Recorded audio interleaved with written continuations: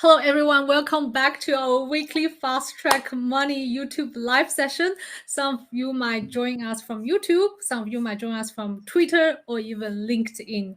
And last few weeks, we are a little bit missing action, but I hope you enjoy the content that Matthias Richter has brought to you last week. And this week, we're going to talk about how to increase your salary.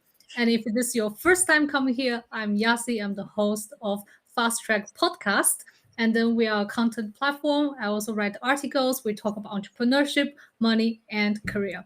And together with me is my usual co-host, Matthias Richter. So Hi. Matthias Richter is behind the creator of Financial Imagineer, where you can find financial-imagineer.com. And he writes a lot of interesting articles about money mindset, investing. And then he's the guy you should go to if you are looking for money and investing advices. And together, we created this fast track money course is to help young professionals still in their 20s or 30s or early 40s that you want to transform your relationship with money so you can learn everything at one go. Then you learn how to earn more, save more, and invest. And in today's episode, let's say live session, what we talk about is to translate the knowledge that we have or personal experiences, share with you. Maybe you can take it away and implement it and then to increase your salary, right? Yeah, absolutely. I think a lot of people, when they start to go about their life after they leave school, quit from college, right? You start to get a salary. Most people are very excited, of course, finally earning some money. The rewards are coming in. And later, a lot of people somehow switch on autopilot their life. They switch on autopilot and kind of switch their brains off about how to go strategically about life. And then they just coast through life like that for a couple of years, some of them for decades, some of them for the rest of their lives. And therefore, a lot of people later, they figure out, oh, could I, would it have been better if I asked for a salary raise? Or how come that person there suddenly makes so much more than I? This is unfair, right? All these things. I'm quite sure many of us have had some experience about these kind of questions around our friends. And that's what we want to talk about today. And interestingly, I did a calculation that my last job, so from my first job to my last job, actually, I increased my salary by 4.35 times. There are many reasons behind it, but I think there's also some strategic moves that I made myself.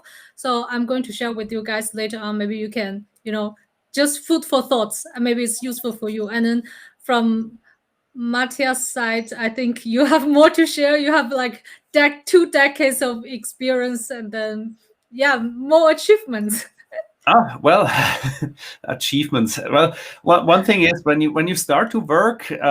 I mean, at the beginning of your career, for me at least, it was more important to get exposure to new skills and to learn something on the job, because I think it's also the time where you still can invest more and so-called front load your life with more, making yourself more valuable, building up skills that other people don't have. So when I started my career, I made a very conscious choice and I earned much less than all my peers, but my job allowed me to become fluent in Mandarin Chinese. So it was like a move to get paid while unlocking the next skill that would allow me to unlock a new salary level, maybe 2-3 steps later on in my career. And I think that's sometimes a thing you have to plan ahead. You have to know what would you like to do or what skills are rare, right? If you want to ask for a salary raise, the boss will usually come and say, so what do you have to offer, right? What can you do? And skills, I don't just mean a degree. Oh, I have an MBA. Oh, I have this or I have that. It's not just about the paper. It's what you can actually do. Proven track record, speaking a language or like talking, convincing some clients, stuff like that. This is something you don't need a degree for doing it. It needs experience. It needs exposure. And sometimes you can get maybe at the beginning of your career into a job that pays you a little bit less, but probably gives you more exposure to grow in exactly these areas where later on you will get paid more for having them, right? I have the similar experience as you you had in my first job, I literally have the basic starting salary of a university graduate, nothing more. But I have worked so much on that job and I learned so much that let's say my colleagues would say if you work in this company for 2 to 3 years is equals to if you work in another company for 5 6 years, because the pace is so fast and you're learning so fast. I still use what I have learned in my first job up till today, all the skill sets and the soft skills that I obtained. So tip number one for career starters, if you are still young, freshly graduated from university or still in early in your career, try to focus more on learning, leveling up your skill set, not so much on how much you can earn, because whatever you are learning and accumulating in the early stage, it will triple, quadruple later on in your career. So think a little bit more long term, focus on skills. Yeah, correct. And also what I like to say here at this stage is think always about the salary discussion from 2 points of view. I think it's very easy if you are looking from the employee perspective and say, oh, actually, it's unfair if I don't get at least X, or all my friends that do this, they got at least how much, right? You have to see what are these people providing? What is the value? So it's the point I want to make is price and value. Know what is your employer paying you and what kind of value do you provide? Look at this from 2 points, from 2 perspectives. And if you want to ask for a raise, you have to figure out what kind of value you could help your employer to unlock to make it very easy or a no-brainer for them to actually agree to give you a salary raise.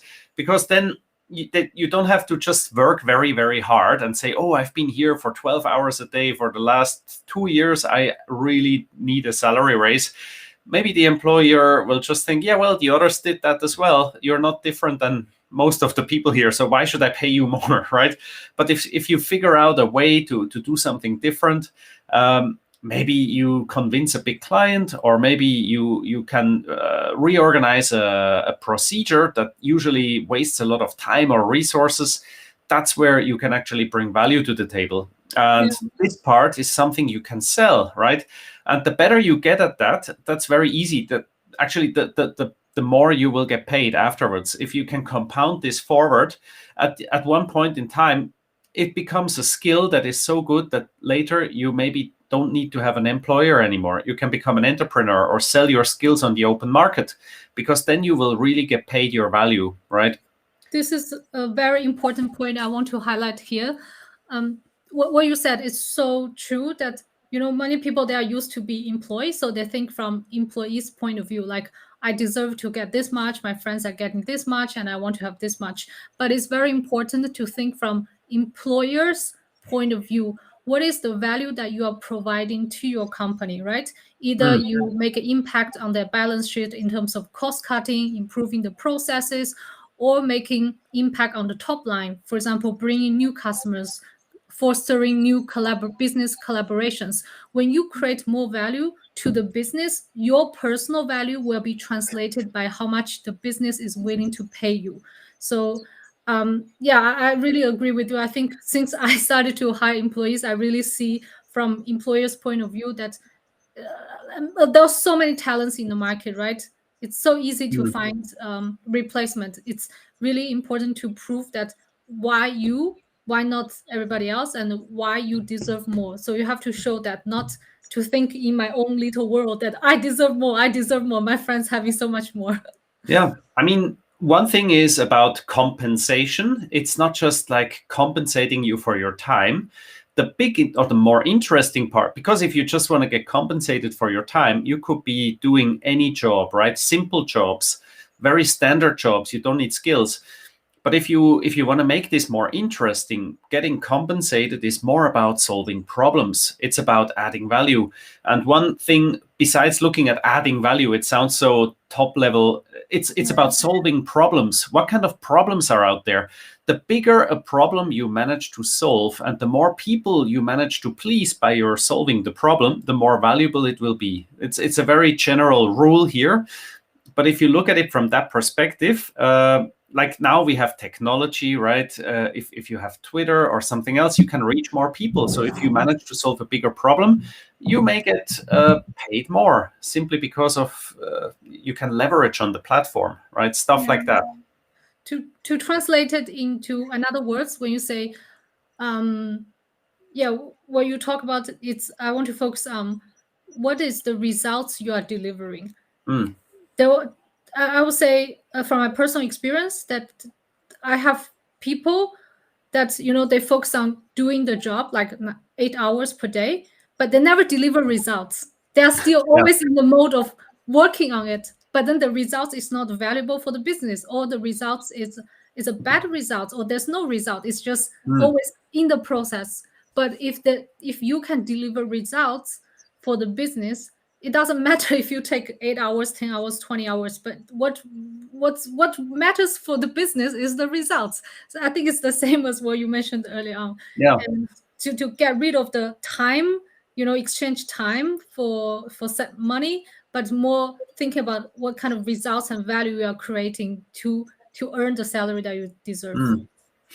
Correct. And I think from what you just said, very interesting with sitting up your time or doing your job. I mean, there is a very similar but slightly different type of employee. It's the people that work so well and so long that they make themselves irreplaceable.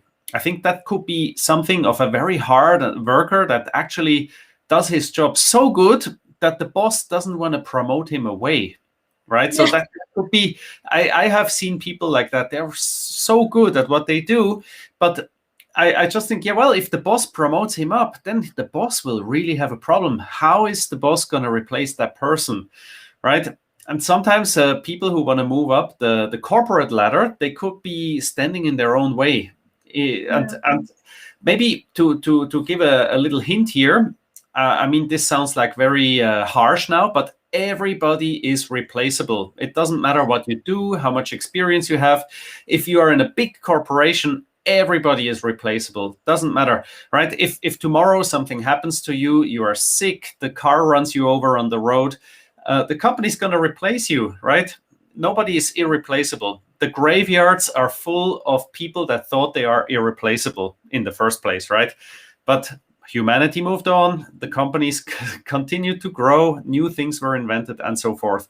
So it's a trick to kind of make yourself replaceable at a certain point in time and show what else you could be doing.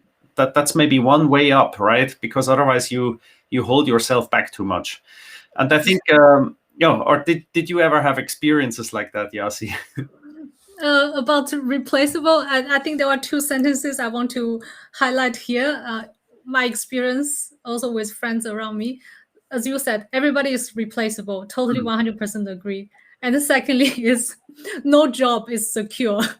Oh, yes. Oh, yes. Yeah, that's the next one. Yeah. And then back to what you said, if you hit, I think the tip number 3 from us is if you hit a ceiling in your career, for example, in companies, especially big companies, there's always a talent pipeline. So they want to move this position, this person, away after a few years, and then the newcomers or new talents can fill in the position. But if the talent pipeline is not flowing, someone stuck the talent pipeline, this person, if you are this person, maybe you will be removed just because of Mm. that, even you Mm. do your job very well. And how to prevent that is, just level up your skill set and try to jump to another company who has a position open that is for you. Or Mm. if you are the person, try to move up, but you get stuck because the person above you did not, make the room for you to grow there. And what you can do is also borrow your sentence, Matt. Move yourself. You are not a tree. Oh, yeah.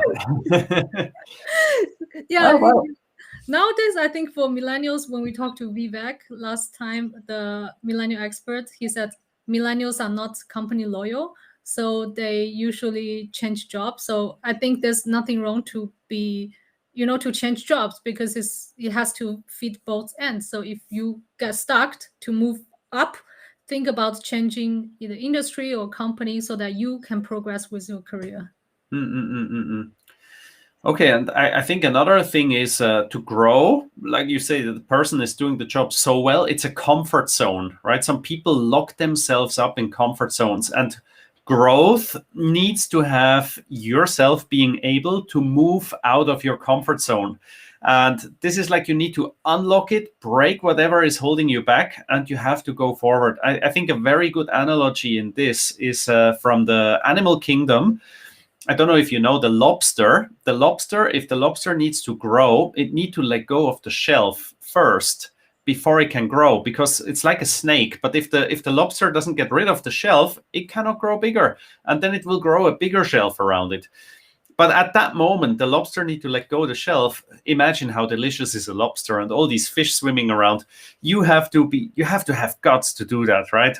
And I Yeah, think same for us. You can look at yourself, oh, you've been doing a job very nice for 1 or 2 years, but then you have to actively break your own shelf. And I think this is something I have, at least for my personal experience, I've done that a few times in my career. Actively crack that thing and then say, okay, from now on, I'm going to try something new and something else, because what you have to keep growing in a way, right? If the growth doesn't come from your job, you have to actively look for it. That's yeah, maybe the lesson there. yeah, If you want to move ahead, right? It's yeah, perfectly fine if you say I don't want to move ahead, but then it will be hard to ask for a salary raise and other stuff as well. So yeah. there's the dilemma, right? Or if you work in a big company, you don't want to move ahead, you don't want to move away, you might be moved away because of the Yes, talent pipeline. um, ducking the pipeline. Yeah. yeah, I think one point, as you mentioned, like a grow out of your comfort zone. I think one way, practical advice is, if you want to get a salary increase, you don't want to change jobs, you don't want to change companies. One way is, if you are doing your job so well and there's no other opportunities in the department at this moment, you can ask your boss. You see, you have extra capability. You can take extra projects. You can do something else. Add more responsibilities to what Mm. you are currently doing, because the salaries the company pay usually tied up to the position and the roles and responsibilities. Yeah. There are some bandwidth, based on your personal experience, but if you can expand your personal responsibility, create more value, you grow out of this job, and it's easier to justify a salary increase, even Mm. nothing else has changed. Do your intel on these things. I mean, it's crucial to understand in which bracket are you, and what is the lower and the upper band, and how much room, how much wiggle room you have. I mean, this is something a lot of companies still keep it very confidential. But of course, if you have a network of people that you can trust and you talk with, I think that's the key advice here. If you want to look at how to increase your salary, this is the question of today's show.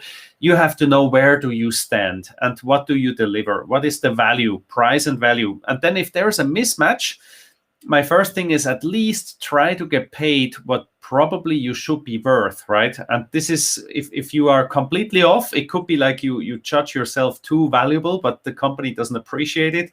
Then maybe it's a mismatch of how you look at it, of perspective, right?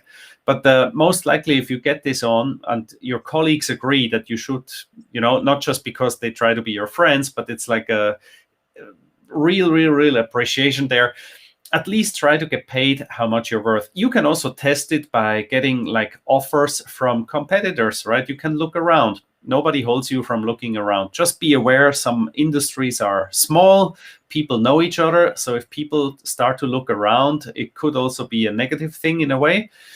But you see, if you look around and you figure out, hey, if I do the very same thing just over the street, well, then something might be misaligned there, right? Yeah. Dan just wrote something. What about contract? 10-year contract. Yes. I mean, a lot of people have contracts, right? So that's probably, I don't know, Connor McDavid, maybe some marketing contract or sponsorship, right? Roger Federer had a great contract with Uniqlo. I think he gets around 30 million per year for the Now next we 10 are not years. talking about salary anymore. Now we are talking about something else. That's something else, right? So it's value, value that you can add, Value. and that's of course, if you go to 100 million and so on, it's no longer a salary, but it will be completely about you have your own brand and so on. You can grow on that as well. But if you're just an employee, the brand, you don't have the brand. So brand building would be something from the moment you start to become an entrepreneur or independent or like an influencer or a sports person or something else, right? And then you have unlimited upside, which is probably then the next level. Yeah, next topic for another day. And I want to encourage the audience, if you are watching here, feel free to drop your questions, because all your comments, we can read it from here. It's going to be interactive, and then ask your questions. We'll try to answer them. Any doubts, any comments, any critics, all are welcome. And then back to what we talked about earlier, I think it's tip number 5 or number 4, I forgot. It's about the network, right? You said yes. Network within the companies. And then can you elaborate a little bit more how building networks can help someone to increase their salary? Number one, I mean, very first point here, you will become the average of the 5 people you spend most time with. So look at with whom do you spend the most time with, and if necessary, change that. You don't have to get rid of your friends or do something very socially unacceptable here, but try to look, who are you spending time with? Is it the people that usually complain about the company? There's usually, in each company, you have the complainers, you have the people that are never happy, and then you have the people that are looking for opportunity. Try to line up with the people that are more on the opportunistic side, right? And also try to figure out what are people doing one level higher. Try to make friends with them. And here you will become the average of the 5 people. If you hang out with 5 people that are already like 1 or 2 levels above you for lunch and for dinners and for socializing, drinks and so on, hey, they will teach you how to get there for sure. If you match that thing, right, the bill, you will grow into that thing easily, very, very easily. The other thing is networking also means understanding, like somebody in your shoes, how did that person move up recently, right? Or how did somebody, KYC usually know your clients. You have to know your colleagues as well, and you have to know your boss as well. If you know your boss, the best way usually there is understand your boss's KPI. If you know how they look at your boss and what your boss has to do, and somehow you are the one who can help your boss to achieve his KPI, you will be extremely valuable to your boss. So there's no way your boss will put you 1 or 2 places back in the row if you are asking for a raise or promotion, right? So there you have to navigate that space a little bit smartly. So benchmarking is one. Like inspiration, learning from the people who've done it. The third one is having people who are actually doing it at the moment, learning from mistakes, learning from case studies. And the other thing is helping each other, knowing what people need, what problems they have to solve. And if you rub somebody else's back, your back will also be rubbed eventually, right? Yes. And we talk about this in the money course that, you rub other people's back. We talk about in the money course that how to navigate in the corporate world, and eventually your network is your net worth, like yes. you mentioned. Yes. Besides all this, I think one other topic is related, not directly related, but related, is that finding mentors within the company. We were quite surprised, right? In our courses, our students, they do not know that they can find mentors, or they did not actively work with their mentors. I think that's quite very useful within the company. And here I have to say something, right? Who comes up with the whole solution? A mentor. It does not have to be your company who comes and says, oh, Yasi, look, we have this mentorship program. Would you like to sign up? You have to do this. No, it doesn't work like that. Mentor, you can simply go and ask someone who you think you can learn a lot. Would you like to be my mentor? Yes or no, right? And a mentor can be somebody who has walked this way before you, and you may also be quite valuable to help that person out with something. So find out what that person needs, and then you also help each other. But the point is here, mentor programs, some companies have them, But the best ones are if you really genuinely like and are interested in a person, right, and help them to grow further. They help you back, and you grow together, right? So it's what I want to say is it's in your own hands. Don't wait for the company or somebody else to come and say, "Oh, congratulations, we have put you in the mentorship program." Officially, we match you Yeah, with this director. yeah, Now you are mentor and mentee. Yes, don't actively. wait. Yeah, you can. I think one technique you can use is identify who might be like a 1 level, 2 level, or even 3 levels higher. That Hmm. you see them in meetings, or you met them a few times, or you know them indirectly, but you feel there's a connection, either similar background or similar, I don't know, Yeah. personality, that you feel there's a connection, and then ask the person out just to meet up for coffee, chit chat, and then build relationship from there. Because mentorship, I feel like it cannot be forced. It has to Hmm. be natural. Mutual. Yeah. Yeah. And And also one other thing, you cannot just have one mentor. You can have a mentor outside the company. You can have a mentor in a different company. You can have a mentor that is maybe just 5 years older than you and one that is 20 years older than you. You can have 5 mentors. Just it's all a matter of how do you manage it, right? And then you have different opinions, which might be very interesting depending on the expertise or the relevance of their expertise to your problems, which might one of change.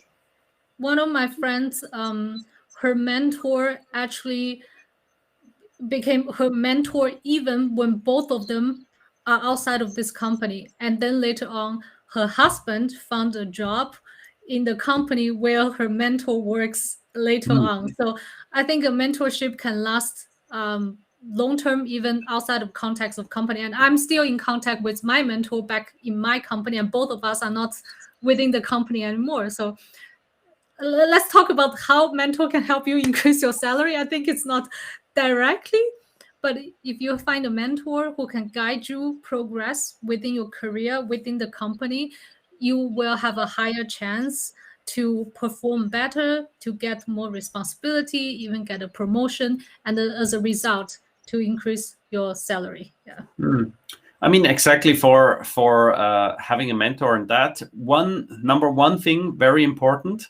Mentors or more senior people usually understand the company processes better than younger ones, right? And for certain things like a promotion or a salary raise, certain boxes have to be ticked in big organizations. Mentors know what are the boxes. They can help you navigate through that, and they will know when is what meeting taking place that will decide over this and that, and who is probably in the lead, who is behind, and what you could do to just make the cut, right? And their mentorship can be going very, very in your favor, because if you hang out with the right people, they understand these processes. It gives you a huge advantage. It's like you don't have to play the game without knowing the rules. You will know the rules and you will know the boxes. It's like you have the cheat sheet up Yeah. front, right? If you find the right mentor, right? And there, if you don't do it, it's just a lack. You could waste years in your position if you don't know what And is struggle actually yourself being and measured, swim, right? yeah, swimming in the water yourself. Yeah. Yeah. And one more thing on the mentor thing. I think we can have a whole other episode talking about the mentor. Just I want to add one thing is, like, if you have a mentor, like you said, usually is few levels higher, and it's so much easier to expand your network through the Mm, mentor, because once your mentor recommend you to someone, and this person will most likely to meet you because you are recommended by this director or this person who holds a absolutely. Yeah. position, that you can expand your network so fast within the company. And then when other teams, there was opportunities like open, and then you want to jump to another team, since you already know the managers in other Mm. teams, it's so easy for you to change to another team, maybe have higher salary, more responsibilities. It's all about networks. Yeah. Yeah, it's like a tree. If you're a tree, before we said I shouldn't be a tree, right? You have to move. But the tree is reaching out. It has roots that go very deep and go very far, but they go in all directions. And it has branches and leaves, and they also go in all directions.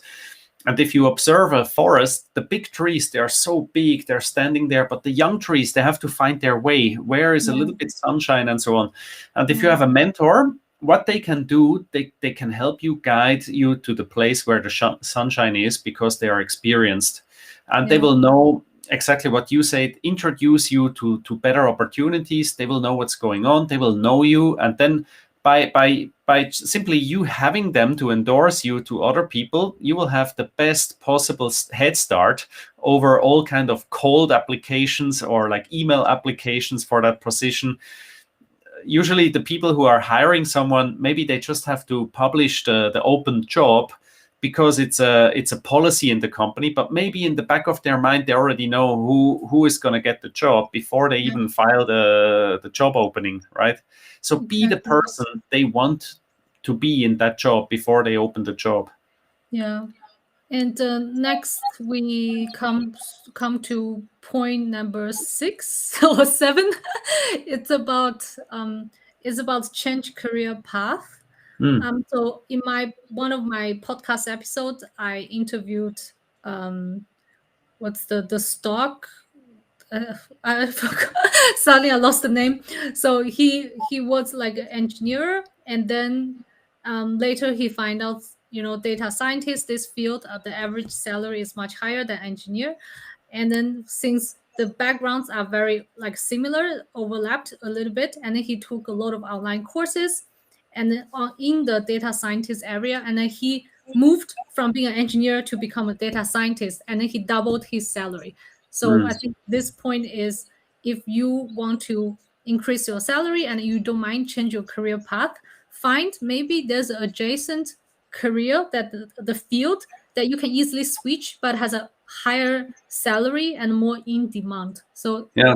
scientist one example. This could be in many dimensions a very simple move, I have to say. So just take an, an IT engineer. If the IT engineer works for a small enterprise somewhere in the countryside, you will get paid X. But if you do the very same job for a bigger company, maybe in a pharmaceutical sector that has like 2 times the salary levels that you get in the countryside, guess what? The engineer doing exactly the same job will get paid more there.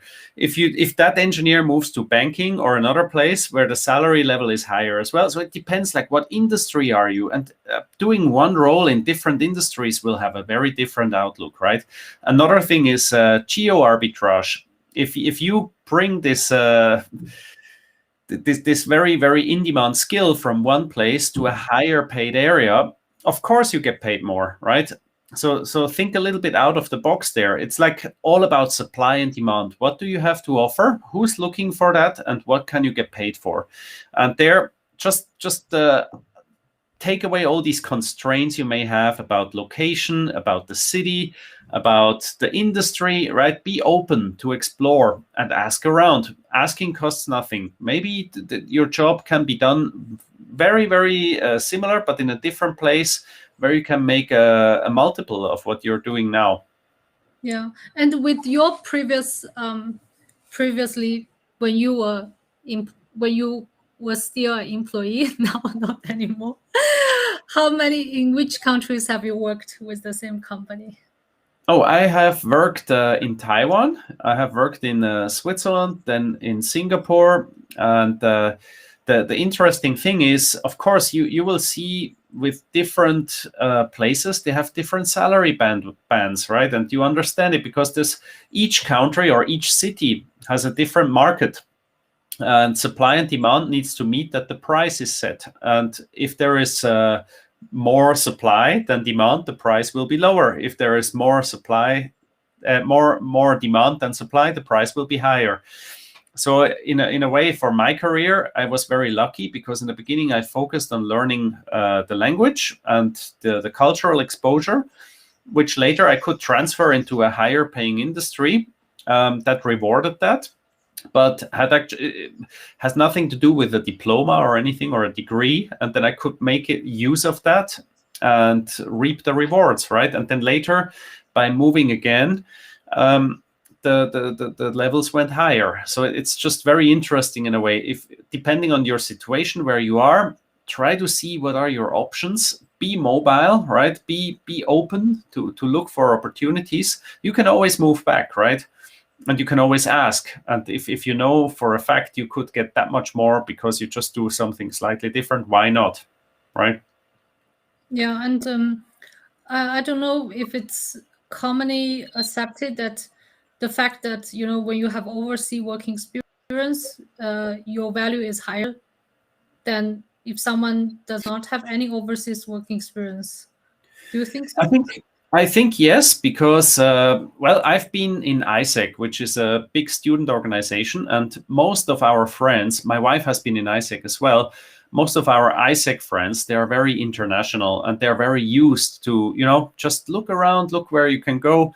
We have friends in Tokyo, in the US, in all over Europe, in Taiwan, Singapore, India.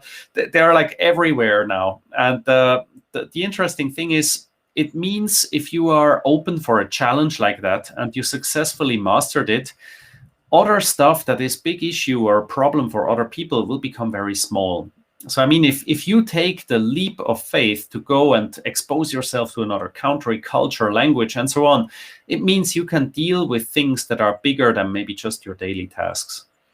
And that's where I think that's one thing you cannot put in a diploma or quantify it, but you are living proof that you have dealt with hardship or potential hardship and that you can deal with it and maybe even make something better out of it. Yeah, Yes. it's about living out of your comfort zone, especially when you move abroad. It's a huge uncomfort zone.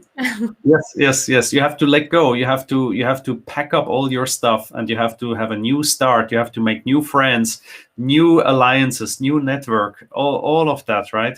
Yeah, I think if someone has this mentality and get used to the uncomfort, it's very easy to navigate in any situation, like, you know, exploring new career, meeting new people in your company, or expanding your networks, or even change jobs and establish relationships quickly and adapt to a new job. Yeah. So we talk about Well, maybe several. one more thing. Maybe Yeah. one more thing. It's just very interesting. So what we've talked now is about salary, right? So you can get paid more inside your corporate ladder, but then at one point, maybe the management level comes in. So then it's maybe no longer about how much value you add in terms of specialist skills and so on. It can be managing people. It can be managing difficult or bigger clients, more important clients. So it's like the emotional intelligence factor. And in another way, the third one is then eventually if you try to become an entrepreneur and try to have your own business. And then I think that the very interesting step happens at that point where actually your salary base, if you're an entrepreneur, nobody will give you a salary band, right? So there you can actually get paid much more if you deliver the right thing to the right people. It's maybe not just for closing the session today. The how to increase your salary at the end is like you open up the opportunities, or even people that are employed. There are people that are employed. They can negotiate special packages with their bosses. I mean, if the boss comes back and say, sorry, I cannot give you a pay raise, usually the best answer will be, so then under what circumstances can you give me a pay raise? Can we do the pay raise instead of a fixed amount? Can we do a percentage amount? Can I be participating? You know, that's when it gets interesting. When you see you know how to help the company to increase their revenues and stuff, why not put yourself on the line and say, if I help you to get 20% more sales next year, I will get 5% of that additional revenue into my pocket as a bonus, right? And then you align yourself. So it's also a negotiation skill. Know what problem need to be solved and then put yourself there that you actually profit more and not just have a small bonus at the end of the year and say, thank you for your efforts. We managed to give you a little bit extra this year because you help us to do so much more, right? I think So it's think more. if you work in like SME, I think it's more flexible because at the end of the day, your boss might be the owner of the business, and there's a lot of ways to negotiate your package. And if you work in a big corporate with a structured compensation plan, it's a little bit difficult to have different standards plan than other people. I think that's it for today. We talk about, as a career starter, focus on learning. Do not focus too much on earning. Focus on learning on the job. Do more, accumulate experiences, which is going to fuel the growth later in your career. And then we talk about network within the company, find mentors, hang out with the people who are already one level up or who made like salary increase. Ask them how did they do it. And then we talk about change career path or change country or change industry. And what else we talk about?